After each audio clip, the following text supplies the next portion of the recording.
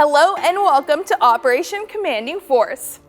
I'm Camille Salazar-Hadaway, and there is no better way to kick off the first season of Year 8 of Rainbow Six Siege than to be here with all of you. Whether you're here watching the best teams in the world compete in the Six Invitational, or at home excited to learn what's next, this is the place to be. In Operation Commanding Force, all eyes are on Viper Strike, the squad led by Hubana, who will be welcoming a new operator this season. To tell us more, please welcome Creative Director Alexander Karpazis.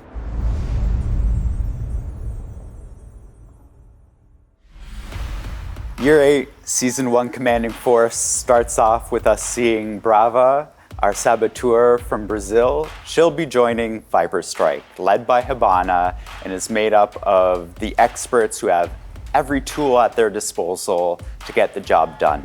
They're essentially the elite Swiss Army knives who can jump into any operation and execute at the highest possible level. This squad is also being joined by Red Hammer, which was introduced earlier, being led by Thermite. This is the squad of force and destruction, and with Viper Strike and Red Hammer joining the fold, we've introduced all of our squads that are making up Rainbow Six today. On top of this, we have a lot of exciting stuff to share. We've got balancing changes that reinforce the tacticality of our game and the gameplay that you can expect. We are constantly reinforcing the game with anti-cheat, and you'll see even more player protection coming down the line. And finally, newcomer rewards means newcomers jumping into Siege for the first time experience the vocabulary of the game and get rewarded for it, and veterans of the game as well will have rewards. All of this and more, our team's been working very hard, and they're excited to share with you everything that they've been working on today.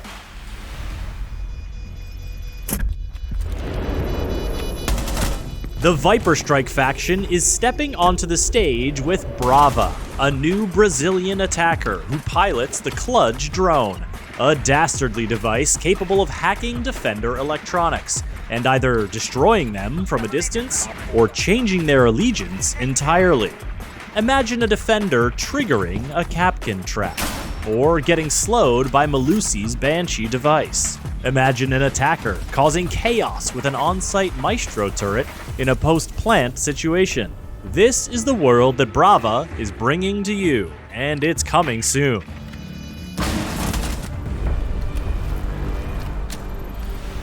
Defenders will need to be on the lookout this season as Brava and her gadget seek to give them a taste of their own medicine. We're gonna dive into the design of Brava with concept artist Sunshine Kim, then get the details of what makes Brava's drone unique from Director of Gameplay Design Jeremy Carval and Game Designer Mathieu Lacombe.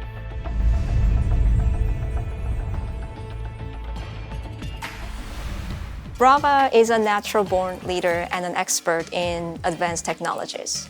She really values her family, hometown, and her heritage. You can see that she always wears the capybara patch, which represents her hometown, around her strap, as if it's part of her. She's a strong leader with years of experiences, just like her cousin Capitao, but she's not an intimidating and strict leader, unlike her cousin Capitao. They're alike, but they're different in many ways. We wanted her outgoing and lively personality to be really reflected in her visual design. But instead of approaching usual traditional way with heavy gear setup and multiple layers, we simplified it. Having that minimalistic gear setup, but still looking professional and combat ready was the main challenge. When we started to work on Brava's device, we were looking for technology that could disrupt electronics in a distance. So we dig into the fantasy of anti-drone rifles. These rifles are powerful weapons that can break the connection and the control of drones. We really like the feeling and the look of this, so we wanted to make our own version of it. Once we were happy with our version, we scaled it down, mounted it on a turret, and we put this turret on top of these four-wheel drones to create this little tank. When you are controlling the drone, you will see this dedicated interface with a ton of little elements that will be used as important feedbacks. We even put the cannon on the side to really give the feeling that you are inside the machine. And finally, we've designed this new overlay that will show on different occasions when a hack is performed. Brava's gadget is the clutch drone. It's a new observation tool that we are bringing to the attacking team. It's an observation tool that focuses on stealing and overeating defender gadgets. It's a drone, so similar to what we have with Twitch. You can move around, drive with it, and you can also shoot. When you shoot at an electronic device, you can steal them from the defender team. Our experienced players will be able to do a lot of crazy things with this. You can steal a Capcan trap, you can steal the yokai drones, all of those defender gadgets that you can turn against them. So obviously there's a lot of possibilities and it's sky's the limit here. For newer players, well, it's a safe way to explore new maps, get to know interactions between some gadgets. It's an observation tool, you gather knowledge, you gather intel, it's always going to be good. Brava brings two primary weapons. We have the Para 308 and the Cam RS. We have the assault rifle. It's high damage, low rate of fire, but you know how it works. We have the DMR as the other option. If you want line of sight, more destruction, this is the one you want. For the secondary weapons, we have the Super Shorty and the USB-40. You know the deal here. We have a secondary shotgun for utility. We can create some rotation holes for drones. You can slip by the defenses with this. Or you have the USB-40, which is a reliable pistol. If you want to move fast, you want to catch up to your team, that's the one you want to use. For generic gadgets, we have the claymores and the smoke grenades. The claymore, obviously, you're going to spend a lot of time hunting down defender utilities, but we want to make sure that you're safe. So you will be able to use the claymore for this one. Or we have the smoke grenade. The smoke grenade is the one that creates a lot of noise, that draws a lot of attention. This means that you can slip by a clutch drone and maybe steal something. Like, that's a window of opportunity for you. We have a 3-speed and 1-armor attacker here. It's mostly so you use the speed to catch up to your team. You're going to spend a lot of time on your clutch drones, and we want to make sure that you're always relevant during the round, so we gave you the best speed that we have. The first synergy that we can see is IQ. You have this ability to track all of the electronic devices, and it turns out that Brava can hunt and steal those. So you want IQ to scout ahead, and Brava to execute on them. And one of the things that we really like is tag teams. And here we are proposing Brava and IQ. Attachers and the operator that have access to the generic EMP grenade can allow the clutch drone to move forward if there's a pest or a mute jammer in the doorway. And don't worry, if you disable a gadget and you try to convert it, it will still work. Some of our maps have these critical important walls to open. Ace and Termite might have issues because there's electricity or mute jammers on those walls. You can send the clutch drone to shoot those gadgets and remove them, but there's also creative ways of doing it. You can steal a Maestro, use the Maestro to deny those devices. That's the kind of things that you will learn about Brava, and that's why it's exciting. So this is a great way to counter Brava. Either you can spot Brava when she's droning, well, she's vulnerable, and you can spot the clutch drone coming in to steal your gadgets. Muzzy is an interesting counter here. We have a two-way relationship. You can steal the pest and do all of the crazy things that you can think of, but the pest can also steal the clutch drone, and then from there you can steal claymores, steal air jabs, retake some drones. There's a lot of possibility here, so it's really a counter and counter synergy. The clutch drone is an observation tool. It navigates on the floor. The way that we know to counter this is good old mute. You place jammers, you passively deny the entry to the bomb site. You just have to be careful and place them in ways that she can't shoot them. The clutch drone can steal the jammer, and then it's going to disable defender gadgets. Vigil's gadgets allows them to be cloaked to drones, so obviously the clutch drone will not be able to see Vigil, which means that he can jump on your drone and destroy it. I think our experienced players will be able to make Brava shine the most when they repick into this operator. When you notice that there's Capcan, Melusi, Aruni, Maestro, all of those defenders that brings high-valued gadgets, well, you want to steal them. That's when experienced player will make Brava shine.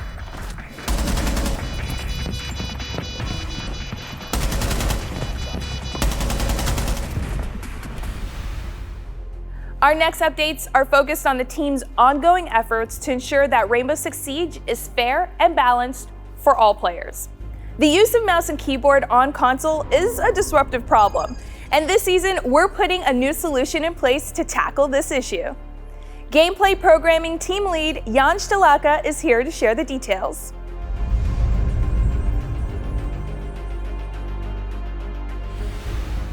So on Siege we have a problem where a lot of players are using these little widgets called input spoofing devices, and they allow you to play with a keyboard and mouse on console. Now, along with toxicity and cheating, this is one of the biggest complaints that we get from our community. And we heard you, we agree. It feels really unfair to play against other players when you have such a disadvantage. So this is a problem that all console shooters have, especially the competitive ones. And there hasn't really been a reliable solution for this yet. In fact, the devices they're using are specifically designed to be undetectable. We wanted to build our own system that would sniff out mouse and keyboard players on console so that we could build a better picture of exactly who is using these devices. And we called that system Mousetrap. We have been really quiet about it, but actually it's been running in the background in shadow mode for several seasons. We've been gathering data and analyzing the results, and now we have a much better picture. We know exactly which players are spoofing, when they were spoofing. We also know that at the highest ranks, spoofers become much more common, where they have the biggest advantage and the most to gain. It would have been really easy for us just to ban all those players, but we want to try something a little different. So what we're going to do is we're going to try and remove the advantage that they get from using one of these input spoofing devices. Starting in Season 8, Year 1.2, when we detect you spoofing, we're going to start adding extra latency to your inputs. It's going to start out really unnoticeable, but it's going to ramp up over several matches, and it will definitely be noticeable. Controller players will find that their disadvantage against mouse and keyboard players will be much reduced. To remove the penalty, simply unplug your spoofing adapter and continue playing on controller. After a few matches, the latency will be reduced and you'll be back to normal. We've worked really closely with our accessibility group here at Ubisoft to make sure that we take the needs of disabled players into account. We have designed the feature so that disabled players who use adaptive technology to access the game should not be affected by this penalty. However, if you're a disabled player and you feel like you've been unfairly penalized, there will be a QR code in the game that you can use to contact us. We will then investigate, and maybe we can use your feedback to improve our system. So additionally, we will be updating our code of conduct for all players to say that using external devices to gain an advantage is not permitted. I want to mention that this is an experimental solution. Nobody in the industry has solved this problem yet. We are trying something new, but it's not the final iteration. We intend to keep monitoring the data, to update our detection system, and to continue to tune the penalties. It's an evolving situation. We are committed to continuing to work on it to improve the fairness of Siege. Mousetrap will be coming Year 8, Season 1.2. In the same vein, Operation Commanding Force is continuing to bolster our anti-toxicity measures. To tell us more, here's Player Protection and Game Security Director Emmanuel Larive.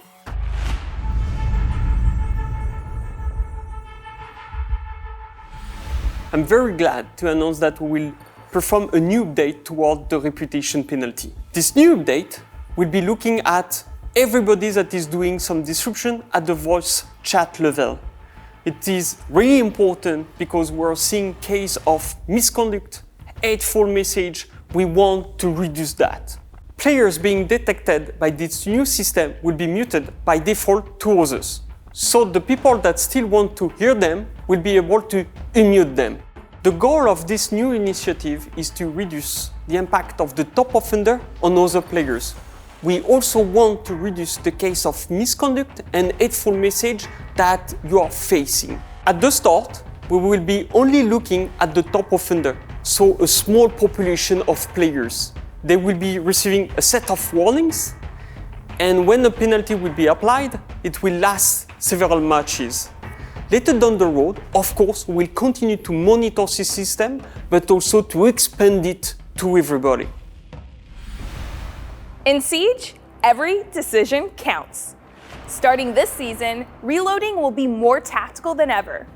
Associate Game Director Joshua Mills reveals details about the reload rework, and game designer Robert Cole has some news about a balancing update for Zero.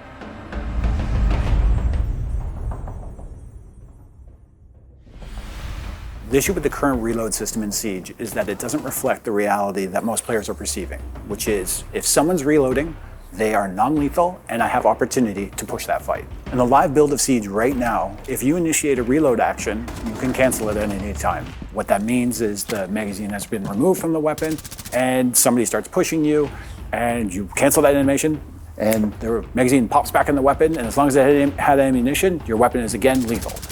With Operation Commanding Force, you will no longer get the benefits of reload canceling. And what I mean by that is once the magazine has cleared the weapon, it will not magically pop back in the weapon if you cancel that animation. In fact, it'll drop and then you'll have no magazine in your weapon. But if you had a little bit of ammunition left in your magazine, you'll still have one in the chamber. And at the end of the day, it only takes one. Ultimately, the objective here is consistency with the tactics and strategy of Siege, which means if you perform an action in Siege, it has consequences and is purposeful. When a player initiates a reload action, you're committed to it. The objectives here are to enhance our teamwork, so if I have to reload, my friend's gonna cover me, and to make use of the loadout that players already have, which is to use their secondary weapon if needed. Ultimately, it realigns our players' expectations with the game reality. So players, when they know somebody's reloading, expect that they have an opportunity and an advantage in that situation. Right now, the game doesn't actually support that. This is one of those updates that is actually affecting our core mechanics of the game. It's an important thing to be very careful when we make those changes, but we know this is the direction we want to go in to bring Siege to be more tactical, more purposeful, and more strategic than ever before. Zero is not in a bad spot right now, but it's true that his gadget can be a tricky one to use, as it's getting destroyed most of the times before being even used, mainly due to the sound it makes.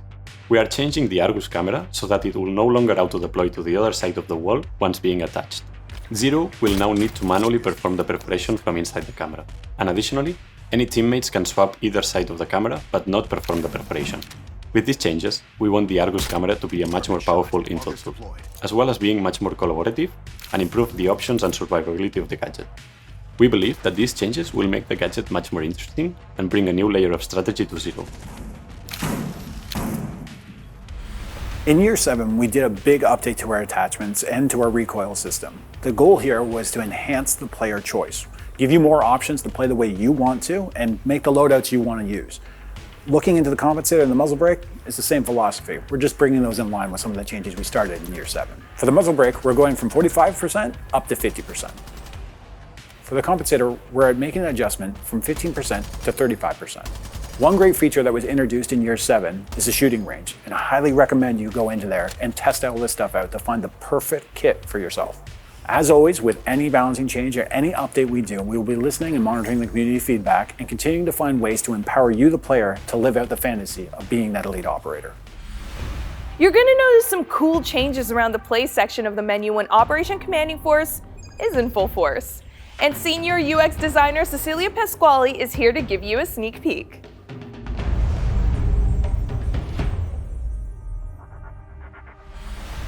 We are introducing 3 categories that will contain our existing and new playlists.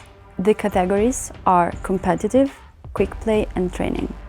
We are gonna also introduce a dynamic button for each of those categories, and it's gonna be right below the tile, and it's gonna allow our players to directly access their last played playlists inside that category. For those playlists, for example, as Quick Match, that have different game modes to select to matchmake with, we are gonna add a settings button right below the tile that allows our players to select the game modes directly from there instead of having to go through the global settings button. For the future, we aim to further improve the menu navigation, but also we can't wait to hear your feedback about our latest improvements. This feature is directed to our PC players, and it's an access point in the homepage of the game that notifies when a test server is available. Upon clicking on the button, the game session will be closed and the test server will be automatically started. For those players that still don't have the test server installed, they can access this button and directly download it, meanwhile still playing the game. The main goal of this feature is to give players the ability to check the availability of the test server in the homepage of the game. By giving a faster access and more visibility of our test server, we hope that more players will be interested in downloading and test our new features. Last season, we rolled out the revamped Battle Pass to give you more control and flexibility over the new gear you unlock. Now, We're introducing a new spin on Brava packs aimed to give you even more choice when it comes to earning cosmetics. Business Strategy Director Mohammed Ben-Hanada will break down just how this works.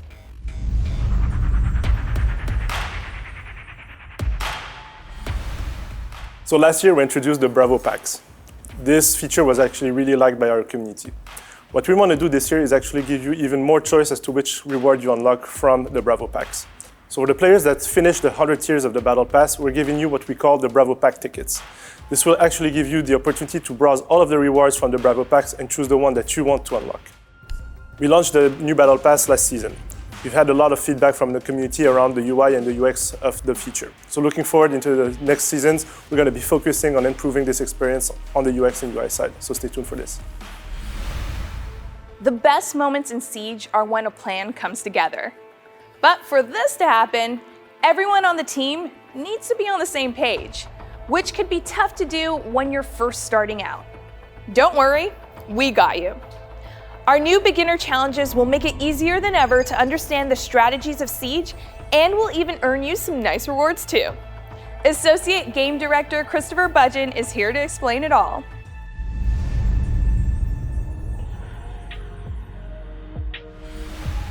Siege is a highly tactical game with a lot of different strategies, depending on the operators, the maps, and the interactions of the gadgets. We want to support new players on their Siege journey by adding the tools that allows them to learn how to play Siege and how to perform at their best in PvP. In Operation Commanding Force, we're introducing the Beginner Challenges. Beginner Challenges are a new progression tool which allows new players to progress and learn about the different facets of Siege. They can do this by every match that they play. They're actually progressing in these new challenges, which are created into groups that we like to call operator specialties. Operator specialties are a great way for our current players to teach their friends how to play Siege.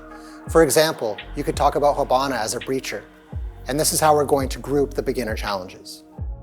Every time a newcomer plays a match, they'll be progressing their beginner challenges. They'll be able to see which operator specialty they've been progressing, and as they do so, they'll unlock different rewards such as renown, boosters, or newcomer packs. Additionally, players can unlock operators of that specialty. So for example, if you're playing as a breach operator and doing well, you're progressing those challenges and you'll unlock another breach operator to play as. It will be a great motivator for new players to be able to progress towards a specific operator, all while learning what that operator does within the game. All operators within Siege will now have an operator specialty assigned to them. You'll be able to refer to that when playing with other players, such as, we already have a breacher, or can somebody bring an intel operator? This is a great way to introduce your friends to Siege because now they'll be able to use the language of Siege to make the choices about which operator to play. All players will have access to beginner challenges. For new players, it will replace the Battle Pass tile on the home menu. Our current players will be able to find it in the play menu. By giving new players a progression tool that's been specifically designed for them, we're able to reward players with items they can use immediately. This is the first time we're unlocking the ability to play to unlock a specific operator within Siege. Players will be informed how they're playing and be able to identify the type of role that they perform best within. And finally, you could play Operation Commanding Force on the season test server next week. You could put your sabotage skills to the test with Brava and her gadget. Have fun exploring the new features and be sure to share your feedback on R6Fix. I'm Camille Salazar-Hadaway, and this is Year 8. The fun is just getting started.